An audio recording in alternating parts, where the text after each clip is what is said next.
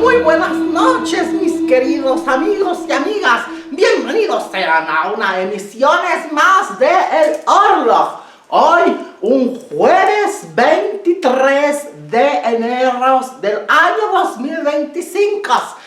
Hoy les traigo un tema que a lo mejor muchos no conocen, a lo mejor otro cúmulo de gente que se dedica más al teatro sí lo conoce. Pero para eso estamos aquí, para aprender, para abrevar de lo nuevo, de lo que uno generalmente no conoce. Entonces, vamos a ampliar nuestros horizontes. El día de hoy vamos a hablar sobre el teatro del cambio. ¿Qué es el teatro del cambio? Bueno, vamos a hablar del teatro de cambio sobre el teatro personal. Ese que va dirigido a una persona, a un colectivo social o a un corporativo. ¿Para qué? Precisamente para generar un cambio. Vamos a darle a las diapositivas de una vez por todas. Vamos a ver muy bien. Primero, antes de que empecemos nuestra plática, tenemos que poner en contexto qué significa o qué es el teatro. Bueno, el teatro en sí, para mí, no es otra cosa sino que la reflexión a través del reflejo de la realidad, de las emociones, de los sentimientos, de la condición humana en cada universo de esta realidad. ¿A qué me refiero con cada universo? En cada área en que se dedica una persona a desarrollar sus capacidades y aptitudes. ¿No es el teatro acaso la forma perfecta a través de la construcción y el desarrollo del imaginario colectivo y personal para poder abrir mentes, ensanchar miradas, sensibilizar las vastedades del entramado humano? ¿No es acaso la plataforma perfecta para llevar a cabo esto?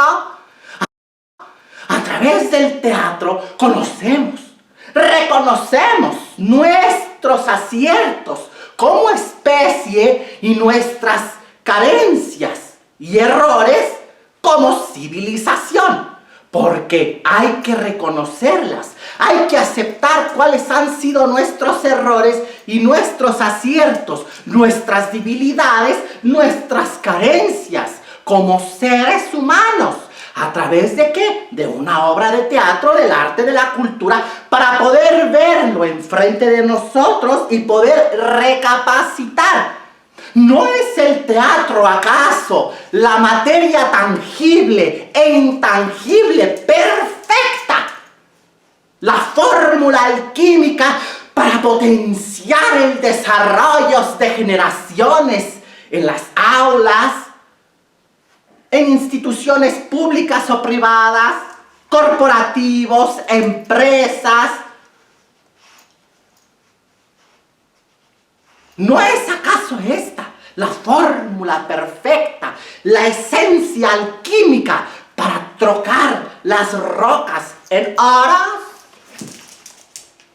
Yo digo que sí. Vamos a darle a la siguiente. Stanislavski, cállate.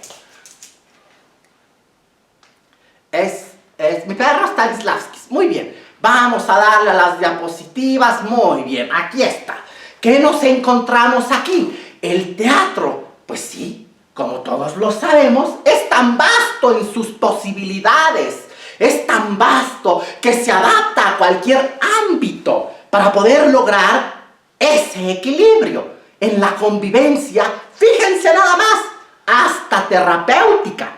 ¿No debería de tener el teatro en nuestro país un fondo directo para él? Para los creadores en base a apoyos que gestionen verdaderos proyectos que eleven la conciencia y el deseo de consumir arte, cultura nuestro país. México, sin duda alguna, es uno de los países que más hiperconsumen contenido a través de social media, a través del marketing que está en las plataformas. Entonces el teatro se puede adaptar a ello, puede irse a las plataformas. No digo que nos regresemos a la época de la pandemia, donde había teatro a través de plataformas. No, me refiero a un neuromarketing que atraiga a las nuevas generaciones aún más, porque el teatro no muere, el teatro se adapta. Entonces, hay que tener en mente los proyectos que eleven precisamente la conciencia y el deseo de consumir arte y cultura, incluyendo los derechos básicos de un creador. ¿A qué voy con esto? Bueno, el creador trabaja sentado enfrente de una computadora, enfrente de una libreta, escribiendo, desarrollando ideas en base a su experiencia de vida, a la imaginación, a la técnica de la dramaturgia. Bueno, pues esa persona necesita una forma de subsistir, porque bien sabemos que el teatro pues muchas veces no da para comer, pero se necesita un fondo de apoyo para los entes creativos, que en este caso son los dramaturgos, los actores, los directores.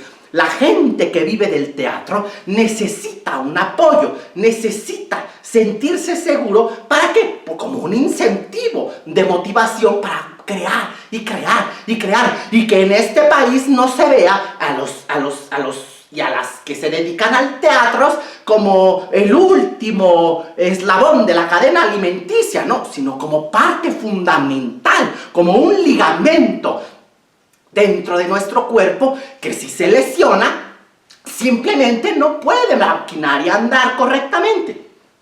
Pero si está bien atendidito, bueno, pues entonces el cuerpo, que es toda la sociedad, se mueve correctamente, alentando a las comunidades a consumir arte y cultura, porque es bien sabido, muchos de los creadores teatrales no tienen los derechos humanos básicos adquiridos, que son la salud, la educación, gastos médicos y las viviendas. Entonces hay que tener ojo ahí. Hay que saber que son parte fundamental de la sociedad. Muy bien, vámonos a la siguiente diapositiva, por favor. Ahí está. Bueno, hablando de los sistemas, de la política, preguntas. Hay que hacer preguntas al sistema.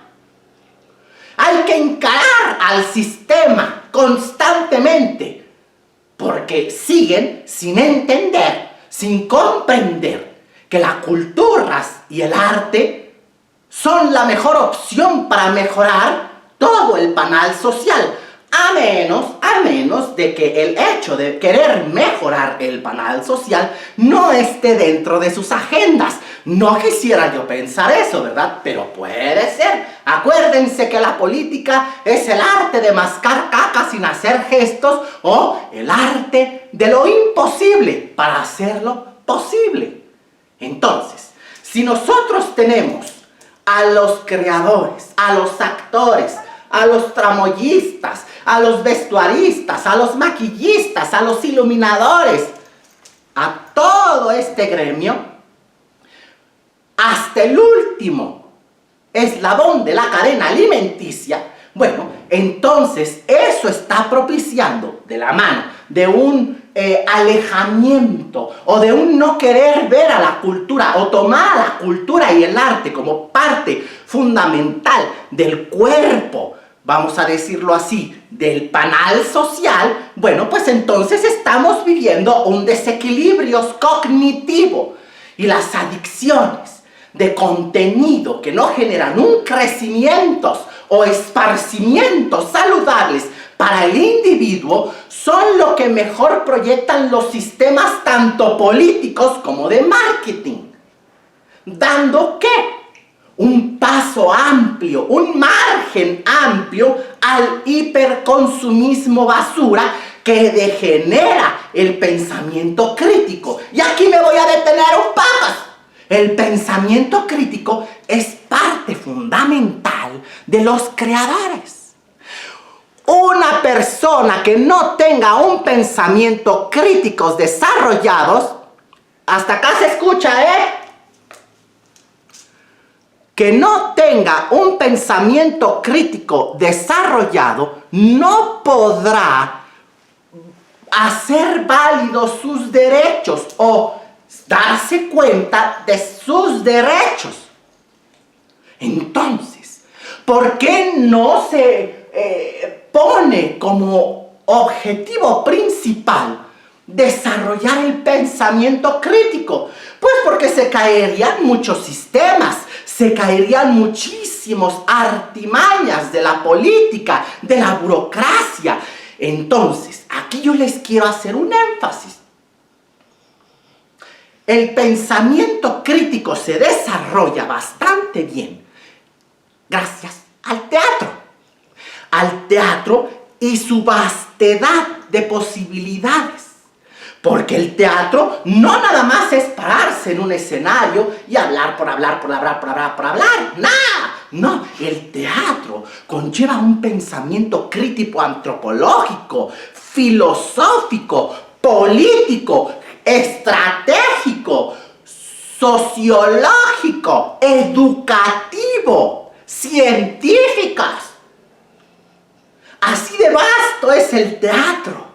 Entonces, el teatro, ¿por qué siempre ha sido echado hasta el último? O a los creadores, al arte y la cultura. Precisamente por eso, porque genera un pensamiento crítico. Y en la política y los sistemas no quieren eso. Quieren el adormecimiento de un pueblo.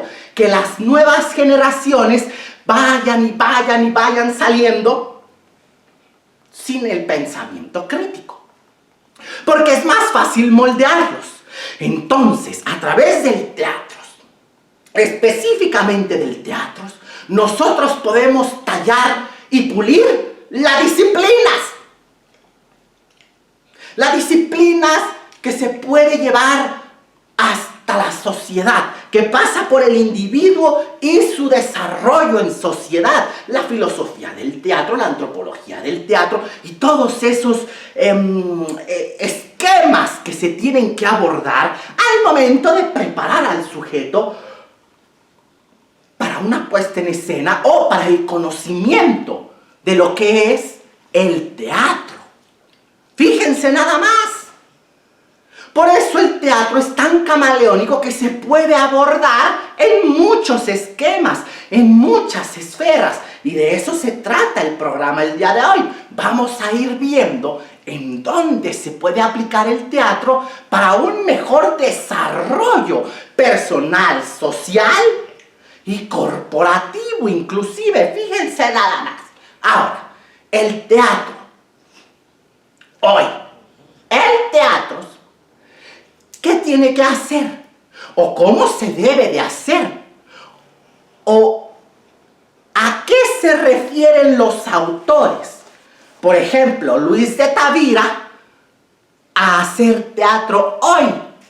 A esa pregunta, ¿hacer teatro hoy?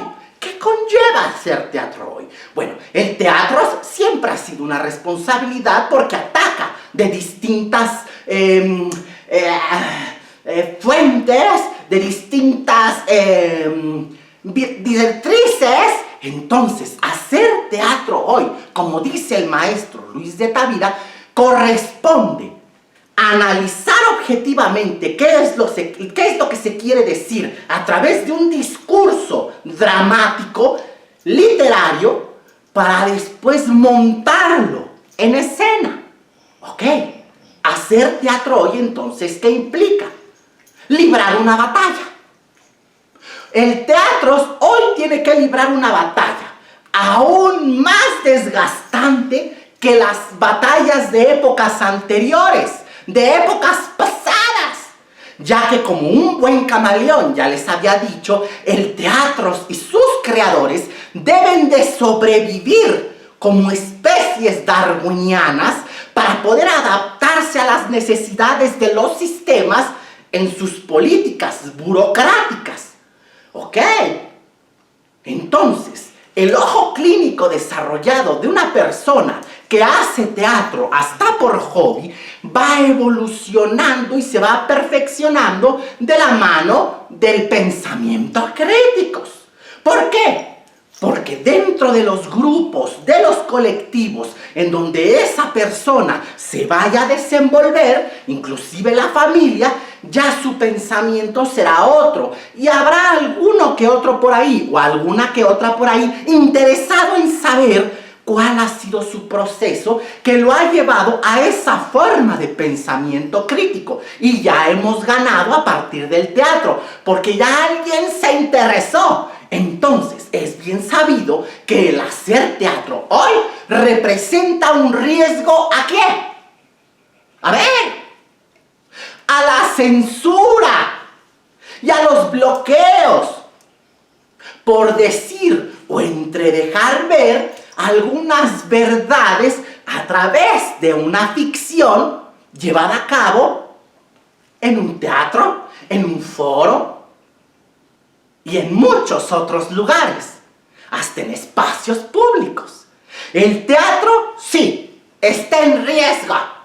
El teatro siempre ha estado en riesgo, pero no en riesgo de desaparecer. Digo, acabamos de pasar una pandemia horrorosa a nivel global.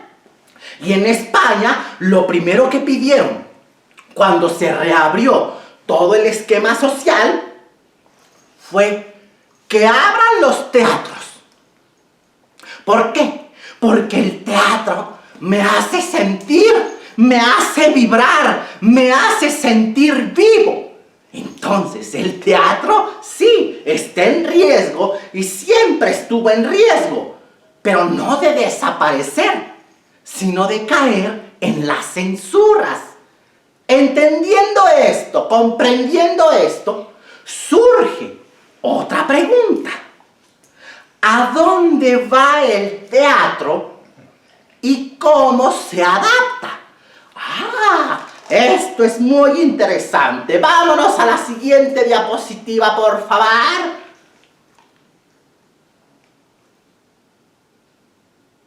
Aquí está. Teatro aplicado a el cambio. El cambio. ¿Será acaso aquello como lo que decía Felipe Calderón, que del cambios? ¡No! Eso fue una mentira, una patrañas.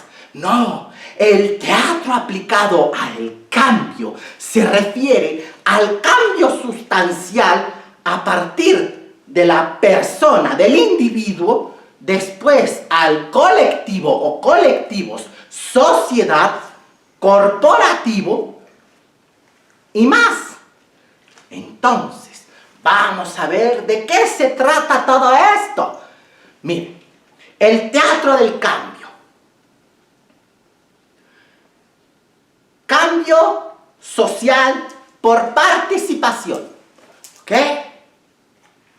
Y está cambio corporativo de formación. ¿Ok? El teatro del cambio entonces se divide en dos. Cambio social por participación y cambio corporativo, formación.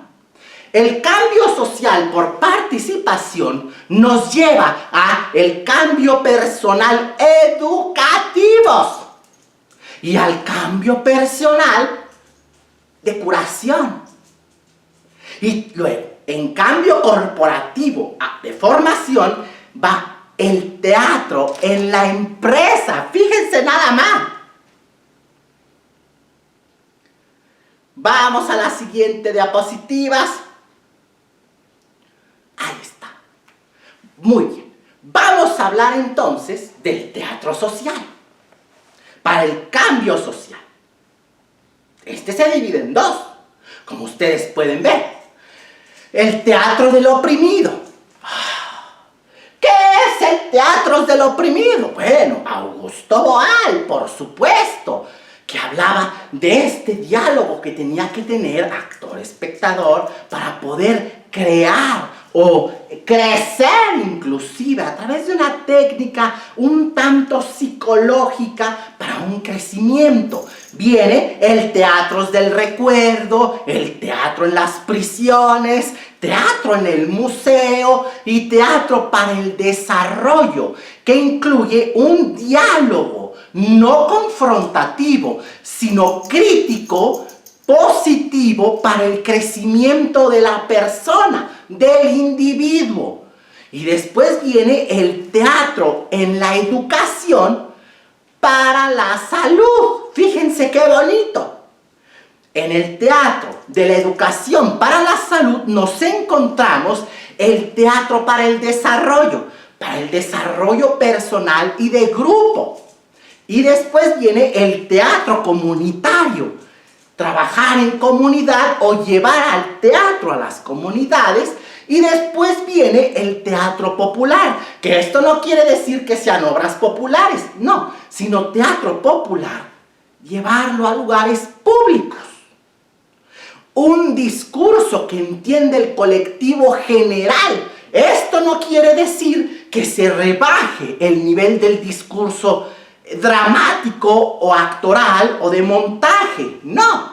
Mantener el mismo nivel para forzar a la gente a buscar, a investigar, porque el público no es tonto, el público es más inteligente siempre que uno, entonces hay que ponerle retos, de eso se trata. Vámonos a la siguiente diapositiva. Ahora sí, vamos a definir el teatro del oprimido.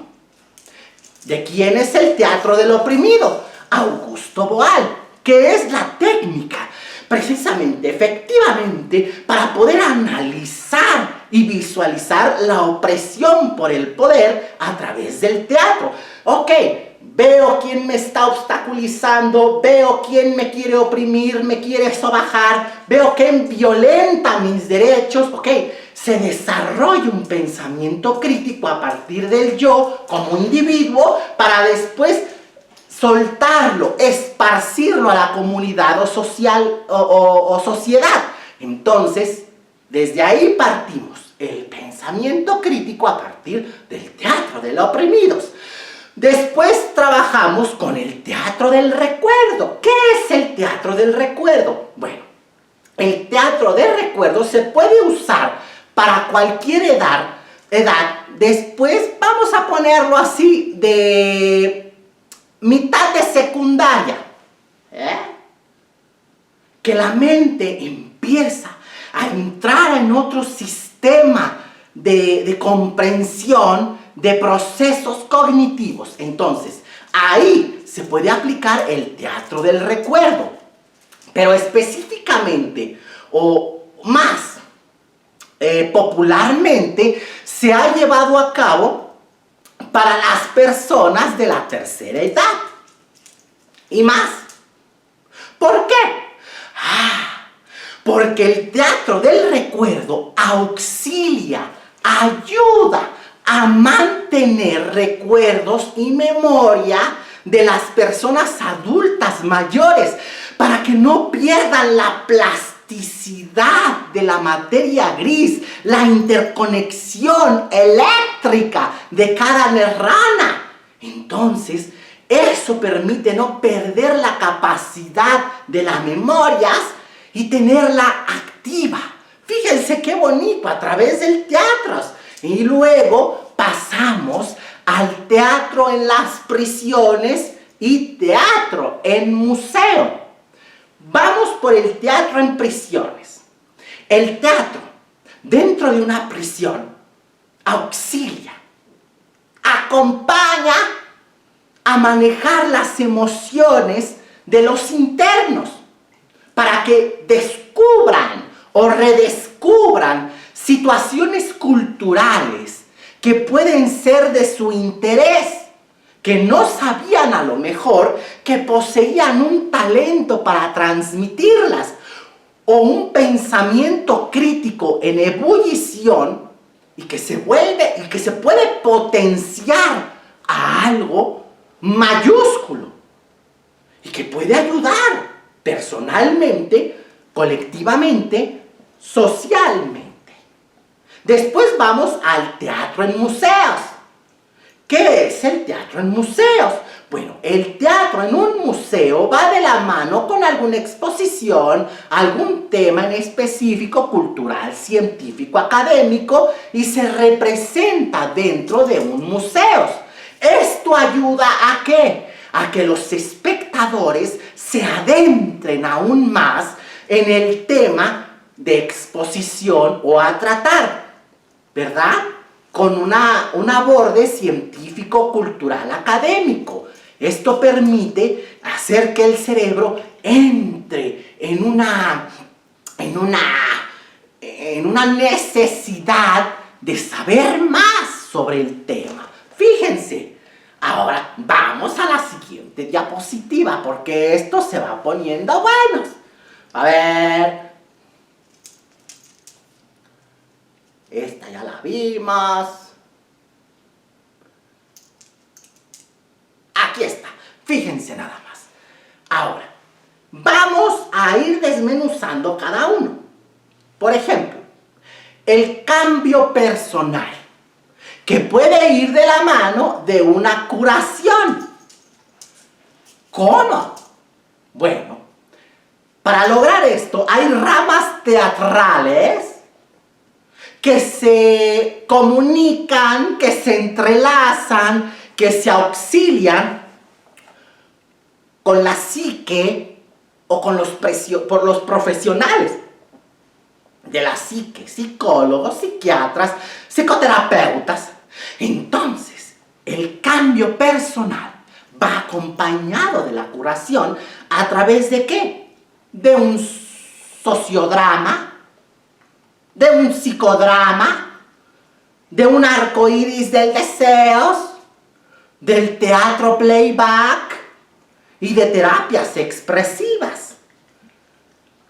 Y está después el cambio personal educativo, que es teatro en la educación como un taller de teatro y la dramatización. Está también el cambio corporativo de formación. ¿Cuál es este? Es el teatro en la empresa. Teatro en una empresa que promueve el teatro dentro de una empresa o de un corporativo. La formación con participación activa, formación de los trabajadores, del colectivo, de grupos, de personal, en diversos temas en específico que van a traer beneficios o crecimientos a la empresa. ¿Por medio de qué? De la participación activa de los trabajadores. Y este tipo de cambio corporativo y formación también nos da un grado de participación en donde se ayudan, se vuelve una herramienta a usar continuamente el trabajo en equipo. Nada de individualismo, sino trabajo en equipo. ¿Para qué? Para que la empresa precisamente vea frutos positivos y mayores. Entonces, ¿qué nos quiere decir?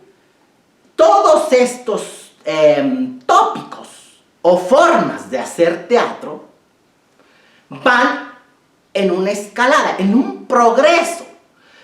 Vamos a verlo primero.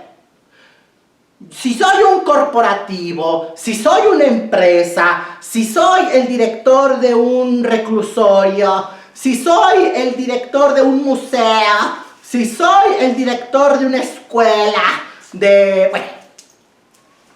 tengo que tener a alguien de teatro, porque el teatro se hace en equipo.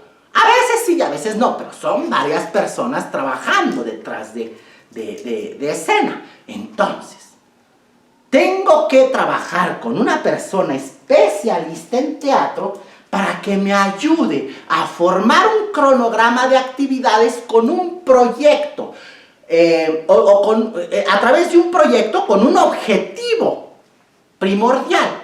Entonces, el maestro de teatro, la maestra de teatros, me va a presentar en su proyecto que va a beneficiar a mi empresa, promoviendo el trabajo colectivo a través del aprendizaje de las formas tecnológicas, teóricas, prácticas, etcétera, de mis trabajadores, con mis trabajadores, para que aprendan en teoría y en práctica. Y esto va a elevar, obviamente, el potencial de mi empresa a través del teatro. Entonces, el profesional de teatro, maestra o maestro, me tiene que presentar los preliminares.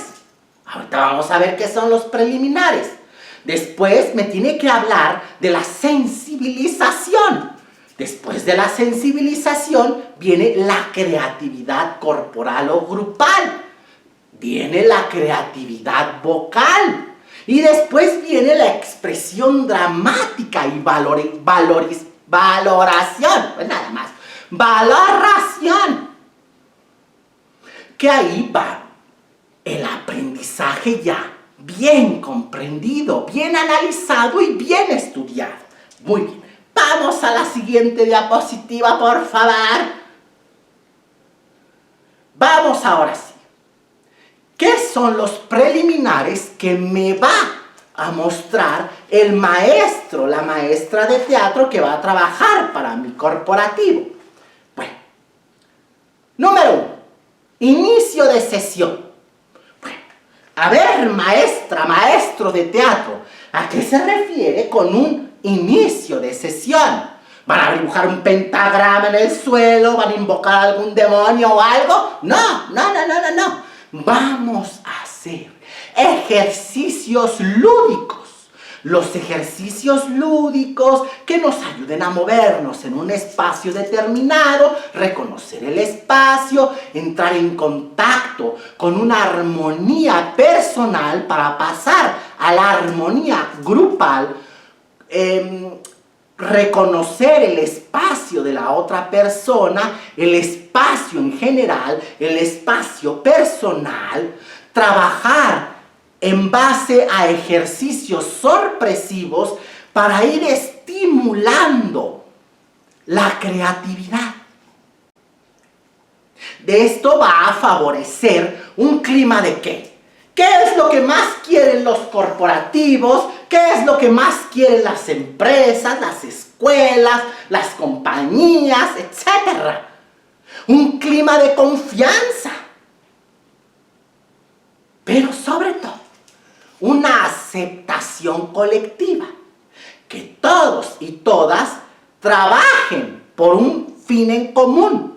Trabajar en equipo para fortalecer, no al patrón, sino a lo que me representa a mí, el colectivo, el trabajo en equipo. Fíjense, estos son los preliminares. Y después nos vamos a la sensibilización. ¿Qué es la sensibilización? Maestro Stanislavski, maestro Boal, Eugenio Barba, Patrice Pavis, Jacques Lecoq, Jutta Hagen, Marlon Brando. ¿Cuál es la sensibilización? Bueno, la sensibilización es el desarrollo de los sentidos y la sensibilidad. ¿A través de qué? De ejercicios sorpresivos, los ejercicios lúdicos que nos van llevando a una atmósfera de imaginación y de trabajo colectivo y personal. Ejercicios también de alerta sensible, mantener al cuerpo y la mente en alerta a través de la conciencia de los estímulos sensoriales. ¡Ay! Los estímulos. A mí me encanta que me estimulen. Un cuerpo cuerpo, una mente bien estimulada, no tienen idea de lo que es capaz, niños y niñas. Esto, trabajado en un entorno de confianza. No tienen idea de las mejoras que va a haber. No tienen idea de las mejoras que va a haber. Y ahorita les estoy dando nada más una probadita, Pero después de la sensibilización de las personas y el colectivo a través del trabajo de la imaginación, viene la creatividades corporales. Creatividad corporal. Es la conciencia del esquema corporal, como decía mi maestro Jacques Lecoq, la maestra Francisca Lara, que vive en Chile. Eso es la conciencia del esquema corporal. Ejercicios en base a las habilidades y destrezas expresivas de la corporalidad. Relación del cuerpo con el espacio, con objetos y con otras personas. Fíjense. Y después de las creatividades corporales viene la creatividad vocal, que es la conciencia de nuestro aparato respiratorio vocal y las grandes posibilidades que tiene cada uno de desarrollarlo y de jugar con él, cuidándolo, en base a ejercicios de habilidades y destrezas de la voz. Si ustedes, por ejemplo, me oyeran cantar todas las mañanas cuando me levanto, cuando de repente volteo al baldío que está cerca de mi casa y empiezo a cantar The Hills Are Alive with the sound of music.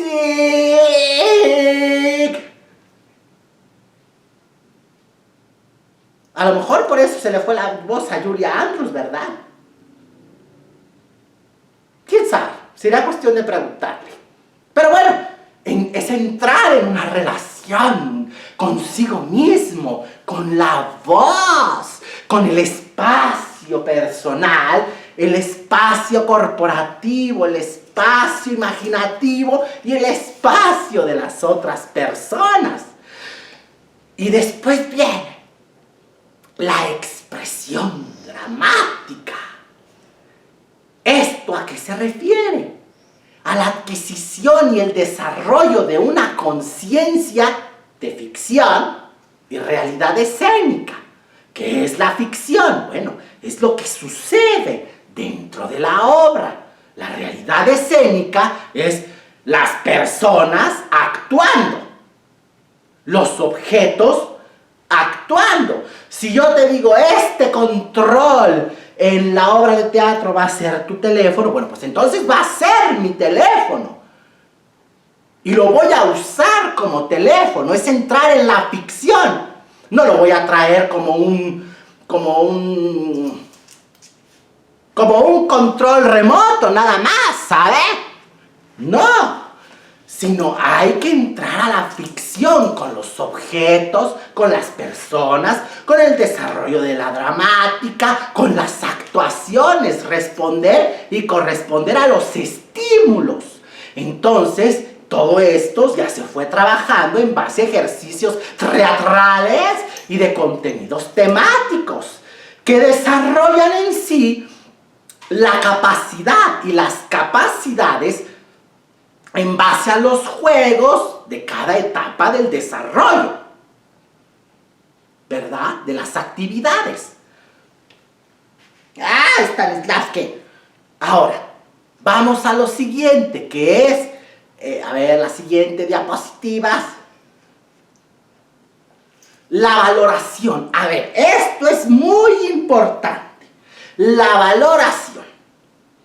Yo conozco gente que es docente o docenta con A de teatros y al momento de hacer las valoraciones en base a un ejercicio, en base a un montaje o algo, en vez de construir, deconstruyen, porque no están entrenados en en las bases psicológicas, porque cada ente, cada persona es distinta. No le puedes hablar a las personas en individuos como en general. Tú debes de desarrollar una cierta aptitud y aptitudes didácticas que te ayuden a desarrollar ese ojo clínico de docente, para cuando vayas a hacer una valoración, lo hagas, número uno, primero con respeto. Número dos, déjame decirte, maestros y maestras de teatro, no todos, pero un par que yo conozco, déjame decirte que los compañeros que están ahí, que forman parte de un grupo, están al mismo nivel.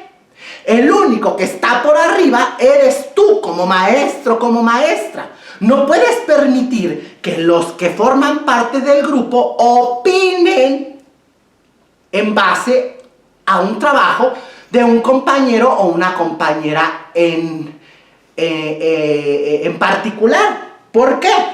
Porque no tienen argumentos más allá de los que tú posees. Están al mismo nivel todos están ahí para aprender de ti. No los puedes usar como caballitos de ajedrez o como peones para un beneficio tuyo. Porque a lo mejor tú, refiriéndome a estos dos docentes, docenta con A y docente con E, de que realmente tu capacidad didáctica, pues sí es muy aplaudida, pero realmente nomás no. ¿Por qué? Porque en la valoración tiene que haber un cierre. ¿Por qué? Porque destapaste emociones, sobreestimulaste, estimulaste a un individuo y a un colectivo. Y si ese individuo y ese colectivo están ahí para aprender de ti, tú debes de saber cómo cerrar una sesión o un ciclo creativo de personaje, o de búsqueda de personaje o de rol. Porque yo podría contar aquí de que el maestro de actuación no sabía responder a cómo crear un personaje. Pues imagínense en qué manos estaban las personas de ese grupo. ¿Ustedes creen que iba a poder cerrar una sesión o sabía cómo cerrar una sesión? Lamentablemente no. Pero bueno, ya se pagaron los platos rotos psicológicamente de eso. Pero el cierre de una sesión es la valoración del trabajo del colectivo y de individuo, pero para hacerlos crecer, no para destruirlos o deconstruirlos.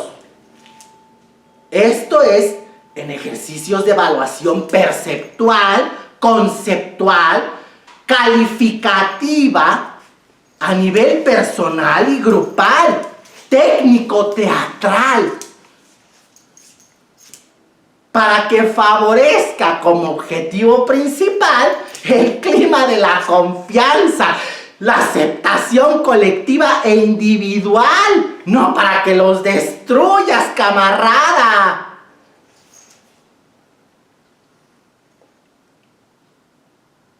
Si sabes que estás abriendo una caja de Pandora, pues si la sabes cerrar, adelante. Si no, mejor retírate de las docencias. Porque si no, vas a destruir a mucha gente. A mucha gente. Entonces, ven cómo este tipo de teatro corporativo puede adaptarse a las escuelas, a universos, como les llaman ahora. Stanislavski. Para poder, ¿cómo podríamos decirlo? Mejorar a la sociedad. Si el teatro, como objetivo principal, al momento de crearlo, de empezar el proceso, no tiene como objetivo elevar la conciencia de la sociedad, mejor no lo hagas. Porque si no, es hacer más de lo que ya se ha hecho. Y pues como que no tiene chiste, ¿verdad? Y por eso se le llama teatro del cambio. Teatro del cambio que se adapta a escuelas, a corporativos, empresas, escuelas, comunidades y más. Pero hay que saber cómo desarrollarlo y reconocer que hay que ir ante las autoridades y decir, a ver, el teatro es necesario, porque acabo de ver una conferencia de prensa de la Secretaría de Cultura en Morelia sobre las actividades que va a haber el 2025. Si yo les contara que las personas que están ahí de encargadas de cultura, bueno,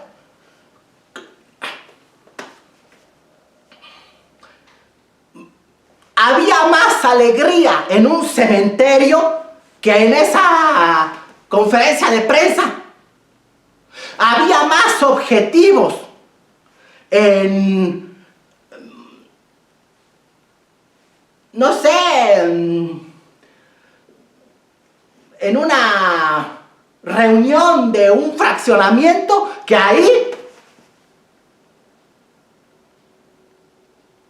Si esas son las personas que se van a encargar de llevar a cabo y de realizar y de dar la bandera verde a proyectos teatrales, culturales y artísticos de Morelia, estamos de las fregadas, porque no saben lo que es el teatro, la danza, no saben lo que es la pintura. Bueno, si, ya, miren, vamos a hacer un ejercicio de tranquilización y vamos a concentrarnos, por favor, porque si hablamos del ayuntamiento en manos de la cultura, bueno, vamos a terminar con un coma depresivo. Entonces, recuerden, hay que hacer preliminares, después la sensibilización, después la creatividad corporal, la creatividad vocal y la expresión dramática y la valorización o la valoración. Esto es un proceso real para poder llevar a cabo en estos aspectos académicos, populares, de museo, en penitenciarías, en fin, en muchos lados, en corporaciones y en empresas, el teatro como una de las ramas principales para poder elevar el pensamiento crítico, el trabajo en equipo y potenciar nuestro lugar de trabajo.